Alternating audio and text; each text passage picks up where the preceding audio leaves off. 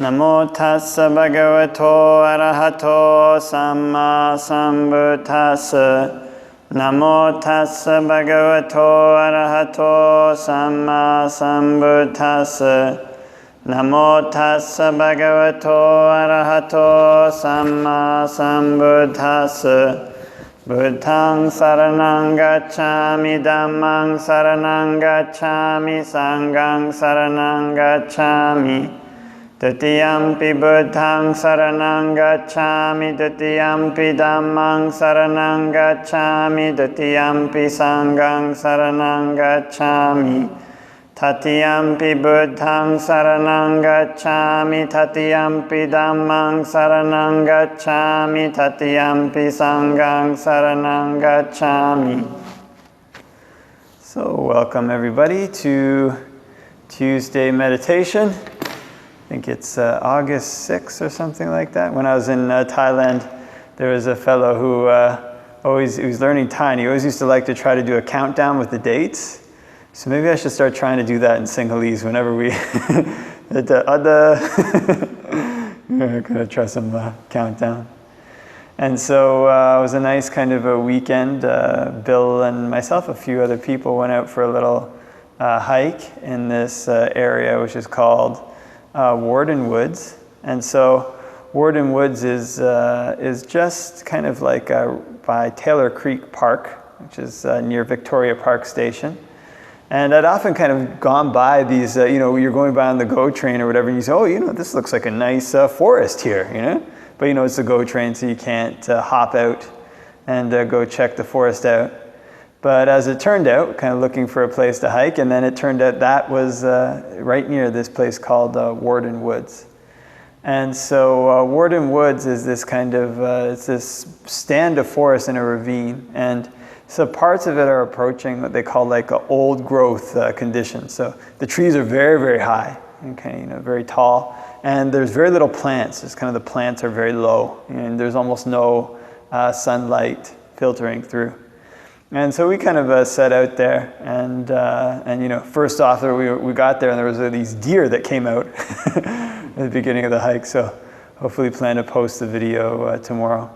And then kind of you keep going along this ravine, and as you go, there's these different paths you can take.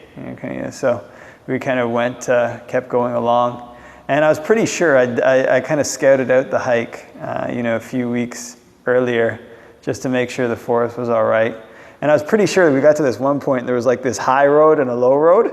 And I was like, okay, the low road would look nice and easy and the high road was tough. But what I remember was, you go down the low road and there's all this underbrush and plants, so, these days don't like to walk through a lot of underbrush because there's ticks, so you don't want to be going through a lot of plants. So, okay, we'll go up this high road, And so we went up this high road, kind of climbed up it, and then, it breaks into this portion where there's grass, and then we got there and I thought, okay, there's a sign that says private property, no trespassing. So we turned around, and I think at that point everybody wanted to go on the low road, and I was like, no, this is the way, it's the high road, not the low road. And so we turned around and we got back down, and I was like, yeah, I think it's actually the low road. But everybody was very forgiving, so we kept going on. And, you keep going down this kind of low road. There's these kind of nice paths. And then actually it got to the point where we're, actually now you can check on your phone where you are, even in the middle of like a forest.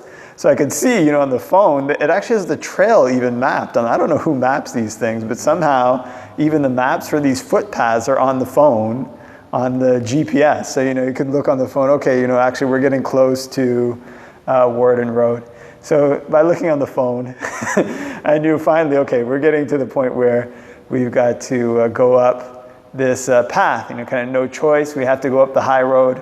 I don't think the low road leads to the street anymore. So we kind of go up this path, and you kind of climb up it. It's a pretty steep hill. And at the end of the hill, it breaks open into this really unusual area. We've got like people's backyards. You can see them. It's like this fence, and there's all these people's backyards. And then for some reason, the area between the backyards and the ravine is mowed. I don't know why, and I don't know who mows it, but it's all mowed, and there's these stands of trees, and then there's the ravine right there. And then, so we decided to stop there for some meditation, which was nice. And nobody came out and said anything to us. And then when you're about to leave, again, you go through this little kind of portion where all these plants are overgrown, and you come out onto a city property. So it's this kind of really unusual, like, break. And I don't know who mows that. I'm still kind of curious. It's very well mowed, or it's pretty well mowed, and it's, I don't think it's clearly not the people's property because they've got their kind of fence line there. So kind of a very nice, nice kind of outing in nature, and was nice to meditate there. But oftentimes, kind of in our practice, we were saying, and that got out there, was that there's principles in nature around us that are the principles of the Dhamma. So there was the founder, what they call the Thai forest tradition, was a monk named Longpu Mun, or Ajahn Mun. And he was not a study monk. Kind of didn't, he knew about the Buddhist texts, but he was not a scholar monk. It was just purely a meditation monk, mostly.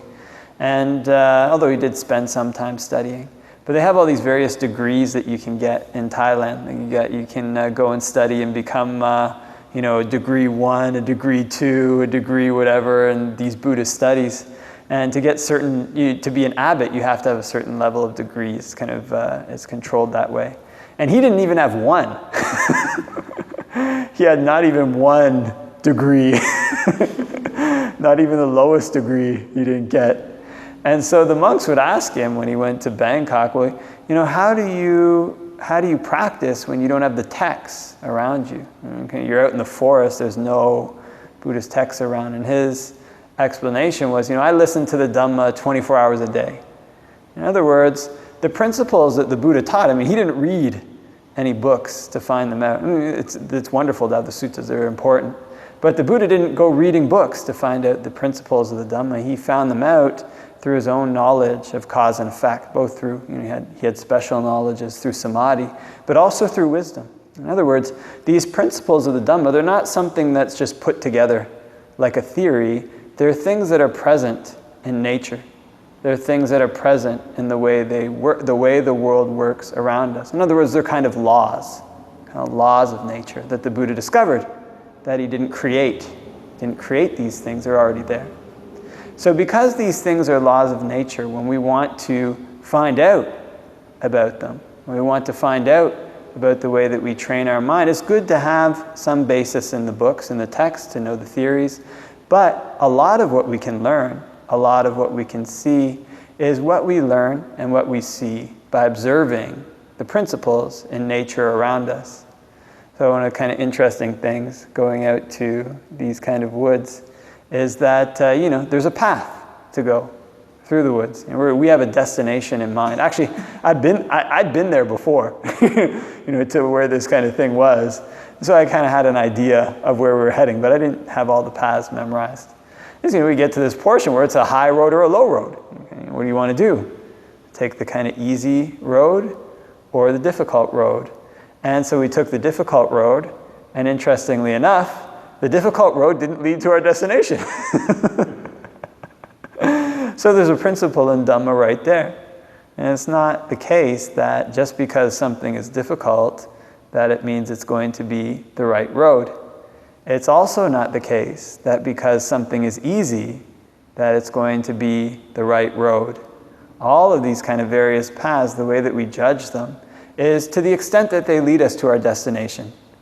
To the extent that we cultivate a quality. If it's easy to do, if it's heading in the direction of our destination, that's a path to go down. If it's difficult to do, if it's heading in the path that's our destination, that's the path to go down. In other words, the destination is the goal, and that's how we judge the path that we're on. Kind of interestingly enough, we went up this kind of big hill. It was a difficult hill to climb. I was kind of a little bit tired at the end of the hill, and got to the top. Okay, it's a wrong turn. Climbed up this big hill for no reason, really. You could have kept going down the easy route. And so what do? You have to turn around and go back the other way. And you don't kind of throw up your hands and be like, okay, I climbed up this big hill, wasted my time. Might as well pack it in, guys, and that's it for the hike. we climbed up the wrong hill, time to turn around and go back. And kind of our practice is this way too. And kind of trying to reach a goal, it's inevitable that we come across paths that are dead ends. Because this is not something that there's a complete map for. In other words, each person has their own mind, each person has their own woods, and each person has their own path through the woods, their own particular way that they have to go. There's principles that can help to guide them, like a compass or like a GPS. You can see, okay, wait a minute, where am I here? We've got the suttas, we have the Dhamma. But the path that each of us has to traverse through our own minds is different. And for this reason, what it means is that going through these paths, there's going to be inevitably times when we take a wrong turn, when we run up against a dead end, when we find ourselves in a place that says, private property, no trespassing. Wait a minute, I just climbed up this hill, I don't want to, it's not what I want to see. But actually, this is the way it is for developing any type of skill that there is in the world, basically. I mean, we want to have guidance so we don't take unnecessary wrong turns. But whenever we're trying to move forward on any path that requires developing a skill, it's inevitable that there's going to be a case where we take a turn that's wrong, where we make a mistake, where we do something we shouldn't have done, we might offend somebody, we might harm somebody, we might accidentally, unintentionally harm ourselves, we might set our practice back. And so the thing to do at that time, the choice to make at that time, is to go forward, is to backtrack, climb back down the hill, and continue on the path, using that knowledge so that we don't go back up the hill again.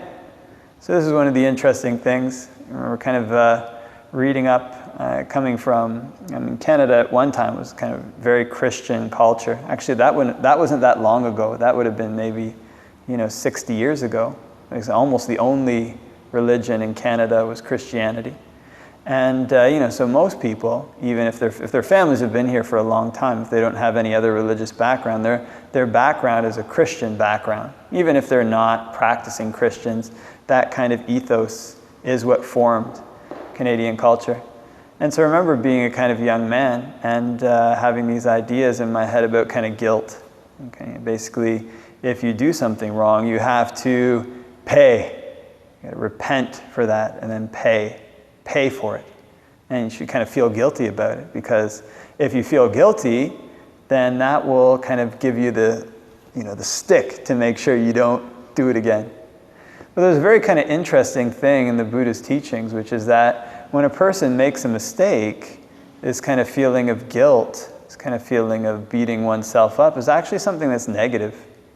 It's not something that leads in a positive direction. So when a person makes a mistake in the Buddhist teachings, what he recommends is to realize, okay, wait a minute, this was a mistake. This wasn't the right road to take. It's led to a sign that said private property. It being a mistake, in the future, I won't repeat that mistake. I won't go up this path again. And then immediately, or once one realizes that one makes a mistake, that's it. That's how far one's thinking about one's past mistakes should really go. Shouldn't go much further than that into, oh, why did I do this, whatever. Okay, I made a mistake. That's it. I won't go down that path again. Keeping it in mind for the future. Any feelings of guilt or remorse that arise are only obstacles. And you can imagine kind of going up this hill, oh man, I shouldn't have gone up this hill. Okay, that makes it harder to hike. You're going to go beating, oh man, probably the people who are around you, if you start talking like that, oh guys, I'm so sorry, I went up the wrong hill. It's like, enough, I don't want to hear about going up the wrong hill anymore. My great-grandfather used to have this saying, which was that if you apologize to a person once, they'll say thank you. If you apologize to them twice, they might not say much. And if you apologize to them 3 times, they'll curse you. You're going to like, don't apologize to me anymore. That's enough. So in other words, when a person goes up the wrong hill, then the appropriate thing to do is to turn around, is to backtrack, and is to continue on. continue on the way, continue along the path, see what they can find. So the interesting thing about this particular hike was that continuing along this path, there's kind of a lot of nice vistas along the way. This Warden Woods was formed when, I don't know how it said it was formed, but it had these very steep walls. Kind of the canyon was really high. So you could kind of see, like it was, decently high. And they said that's what protected it from being developed into like houses and this kind of thing. And because it was protected, that's why it still had all these old growth trees or near old growth trees. And so going along here, there's some really beautiful vistas. You kind of look down, and after you climb some of the hills, there's some nice places to look out to. And in the same way in our practice, when we come to practice meditation, it's not like it all has to be this kind of climbing hills, kind of this rough slog. Actually, in our practice of the Buddhist teachings, when we climb some hills, there's nice views to look around at, nice things to see. This is the amazing thing about the Buddhist teachings on meditation. This isn't this kind of dry, unpleasant, rough slog through a swamp with mosquitoes. There are, in our minds, low paths to take. There are, in our minds, high paths to take. But going along these paths, there comes points in our practice where there's vistas, where there's beautiful views. This can be the case when a person's meditation, their mind finally settles down and stops talking. And feelings of happiness or feelings of bliss can arise in one's body. What they call piti. It's kind of piti, this word piti in the Pali Canon. And these feelings outstrip the usual feelings of happiness that a person gets that one might get from external consumption, from ice cream cones, from TV, whatever it is, until a person has this feeling of piti, then one hasn't experienced this kind of happiness before. It's a happiness on another level. They call it rupa. It's kind of if a person develops this kind of happiness, makes it their basis. Oftentimes external things are our basis, right? Or our person's basis. Okay, my house, my car, my kids. This is the basis of a person's mind. But when a person shifts their attention, this kind of development of the mind, this feeling of piti instead becomes what they base themselves on. That gives them the conditions to be reborn in what's called this world of form. It's kind of this world where basically the devas the people there just feed on bliss. That's their food. It's kind of this food of bliss. Some of them, they go through the air and they have this feeling of bliss so intense, they just utter, what delight, what delight. That's their kind of life. And they live that way for an immense amount of time, like 4 or 5 eons, something like that. So in any event, it's not just this terrible dry path. There are these good views on the path that a person gets to see when a person climbs these hills, when a person doesn't go back to the beginning of the hike, when they hit a dead end, they think, okay, that was a mistake. I'll continue on. I'll try to find the right path. When a person sees their unwholesome qualities diminish, when they see their wholesome qualities increase in their mind, this is a nice vista. This is a nice view. And the things that used to bug me don't bug me anymore. Things that used to throw me off course don't throw me off course anymore. This is a nice thing to look at in one's practice. And it's something we can review, something we can remember. Wait a minute, I was here before, now I'm here. I'm making progress, I'm moving along. This is a cause for joy. It's a cause for happiness. It's a nice view on the hike. Kind of the interesting thing about these kind of hikes, it kind of continues on. And then the very last portion of the hike was the highest hill. Okay, it wasn't kind of not trying to make the hike sound like it was a terrible slog. I mean, when we got up the top of the hill, it's not like all of us just collapsed and, had to take a nap or something like that. But, it's kind of very hilly terrain. Actually, the first time I walked it, I was really tuckered out. And so anyways, you get to the top of this hill, and all of a sudden, out of nowhere, there's this clearing, and kind of totally unexpected, with these kind of trees, And it's a suitable place. It's a nice place to settle down. It's a nice place to meditate. Who maintains it? I don't know. It's kind of, I took a photo so people can see it. It looks like a park, but it's actually like, it's hidden. It kind of looks like you're in the middle of this park, but it's like this private park. In any event, This is a kind of another good metaphor for the way that a person's training of their mind can go. Because quite often, the most kind of difficult phases in a person's practice, when a person comes to practice meditation, it's not just like a technique that they do. And what we're up against is trying to change real habit patterns that exist in our minds that cause us to suffer. And that's what we're here to do. We're here to change our minds from the way that they think that makes us suffer, or to change them to a way that doesn't make us suffer. So what that means is we're up against real patterns in the mind, real habits in the mind that are dragging us down, that are making us unhappy. And when we try to change these habits, it's almost like being up against a real foe, like a real opponent, one that can read your thoughts. So for anybody who's ever quit a bad habit, who's ever had a bad habit that they're trying to quit, it's like this kind of moving entity. You can't just have this set plan, where you're going to go. And oftentimes the amazing things about trying to stop one of these bad habits is that it seems sometimes like you're going up this kind of hill. Up, up, up, when is this thing going to end? There's no good views here. What am I doing? Am I even on the right path, by the way? Is this another dead end? I just went up a big hill, it was a dead end. This hill is even taller. What if it's a dead end at the very end of this hill? But the amazing thing about the Buddha's teachings, about practicing to rid ourselves of our bad habits, to rid ourselves of our defilements, is that if we keep going up this hill, the amazing thing is that sometimes when our practice seems like it's all we've got is our meditation, everything else is going terribly, because it's all in the mind, everything is about to crash, it's all terrible, things break apart. It kind of just opens up, and that's when a person sees what they didn't see before, when they come to know what they didn't know before.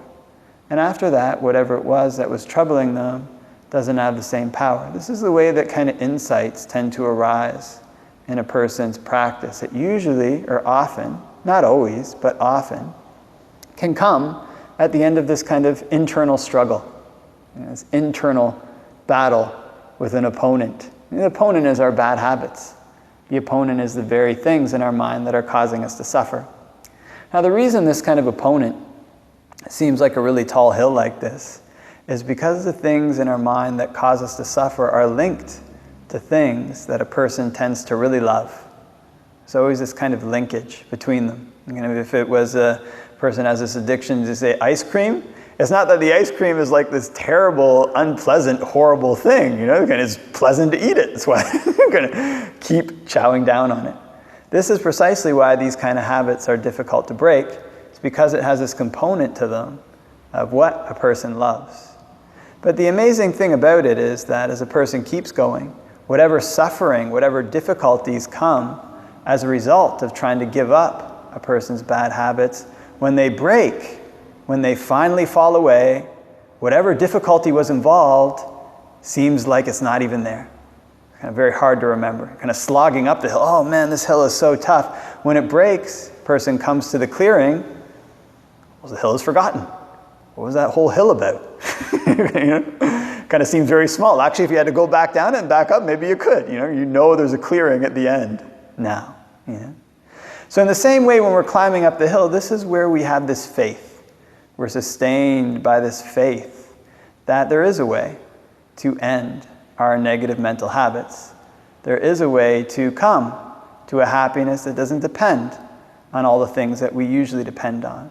Sustained by this kind of faith, sustained by this knowledge, we climb the hill. And if we keep going, if we don't quit, the day comes when we see this clearing, when we see this opening, when we come to a place where we can rest in the shade of the trees in this nice park. Of course, we don't get to stay there until it's Nibbana, but there are these various phases in a person's practice that a person can practice with. And then at the end of the whole thing, you get to exit the woods. So finally, when the hike ended, we left and kind of tramped through the plants. There you go. Hike was over. And we actually hiked up this one side of the path that was very forested with all these craggy hills. And so on the way back, we walked across the stream and took the paved route. It's kind of nice and paved. And instead of going uphill, now the hike was downhill. You just keep going, and it took, I think, maybe 15 minutes or something like that, or 20 minutes to walk the last leg of the hike. Going up maybe took like an hour or more, going up and down, going up and down, going up and down. And this is how the Buddha describes oftentimes a person's path as well. When you read the verses in the Therigatha, when a person has ended their defilements, when they've come to the end of suffering, they say, I don't long for life. I don't long for death. I await my time like a worker awaits his wages.